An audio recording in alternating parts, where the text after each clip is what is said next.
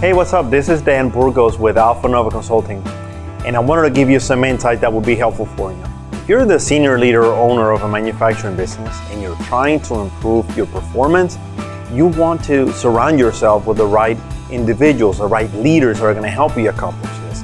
So I want to give you some thoughts around what does that look like? What do those individuals, how do they behave, and how do they handle themselves when it comes to operations management and improving? So I contrast a traditional leader versus a lean leader, which is what you want to surround yourself with.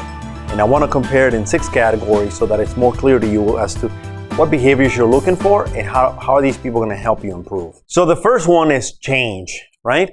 And if you look at a traditional leader, it's going to be someone that's going to resist change. It's someone that's going to push back, resist, they want to maintain the status quo, and it's going to be hard to initiate change.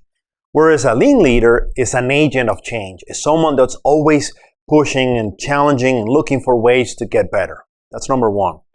The second one is the lean tools, the tools that are going to help you, the principles that are going to help you improve your operations so you get, faster lead times, on-time deliveries, and quality, and so on.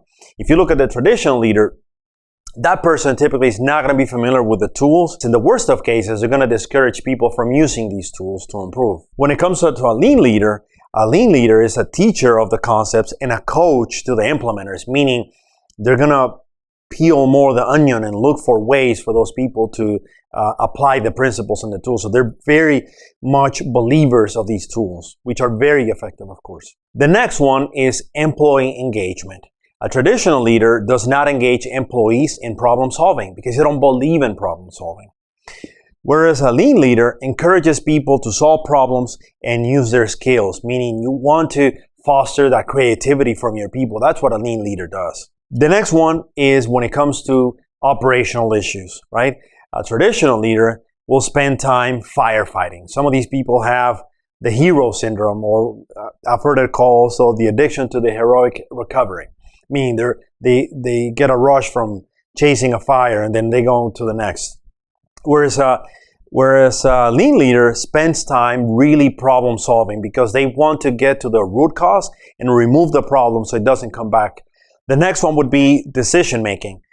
Decision making for a traditional leader is based on opinion, based on experience, versus what the lean leader does, which is decision making is based on data and facts, meaning they have an inquisitive nature, they investigate, they get the facts, and then they make a decision.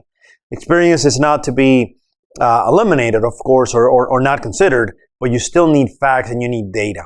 And then lastly, process management, something I call process management. And what this means, it's having that discipline.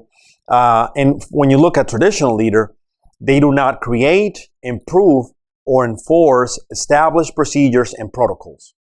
Compared to what a lean leader does when it comes to process management, a lean leader enforces and holds employees accountable to established procedures and protocols. So there you have it.